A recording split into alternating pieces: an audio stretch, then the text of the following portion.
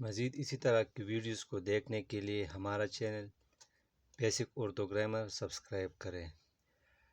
آج کی اس ویڈیو میں ہم آپ کے لیے لائے ہیں ایک عبارت، پھر ان سے جڑے سوالات اور ان کے جوابات، کہ کس طرح ایک عبارت میں سوالات بنانا ہے پھر ان کے جوابات دینے ہیں۔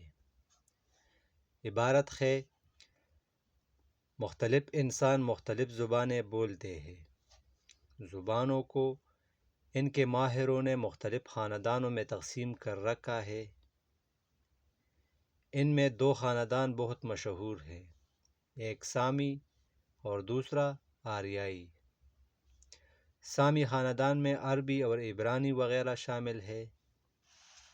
آریائی خاندان میں نہ صرف پاکستان اور ہندوستان کی بہت سی زبانیں شامل ہیں بلکہ یونانی، اطالوی، جرمن، فرانسیسی اور انگریزی زبانوں کا شمار بھی اسی خاندان میں ہوتا ہے۔ دراصل آریائی خاندان زبانوں کا بہت بڑا خاندان ہے اور اس سلسلے کا کوئی دوسرا خاندان اس کی وسعت کی برابر نہیں کر سکتا۔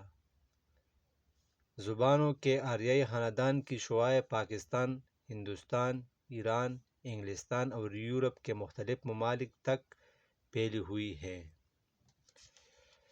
اس عبارت سے جڑے سوالات ہے: زبانوں کے دو مشہور خاندان کون کون سے ہیں؟ دوسرا سوال ہے: عربی اور انگریزی زبانیں زبانوں کے کس خاندان سے تعلق رکھتی ہے؟ تیسرا سوال ہے: آریائی خاندان کی جن زبانوں کا اوپر ذکر کیا گیا ہے ان کے نام لکھیے۔ چوتھا سوال ہے: دنیا کے کون کون سے ممالک ایسے ہیں جہاں آریائی خاندان کی زبانیں بولی جاتی ہیں؟ پانچواں سوال ہے: ہماری قومی زبان اردو کس خاندان سے تعلق رکھتی ہے؟ ان سوالات کے جوابات: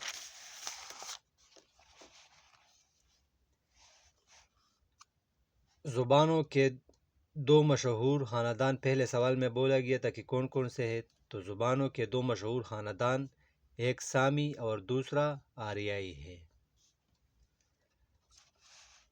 دوسرا جواب ہے: عربی کا تعلق سامی خاندان سے ہے جبکہ انگریزی کا تعلق آریائی خاندان سے ہے۔ تیسرا جواب ہے: اس اقتباس میں آریائی خاندان کی جن زبانوں کا ذکر کیا گیا ہے ان کے نام ہے پاکستانی اور ہندوستانی زبانوں کے علاوہ یونانی، اطالوی، جرمن، فرانسیسی اور انگریزی کا۔ چوتھا جواب ہے: پاکستان اور ہندوستان کے علاوہ ایران، انگلستان اور یورپ کے تمام ممالک میں بھی آریائی خاندان کی زبانیں بولی جاتی ہے۔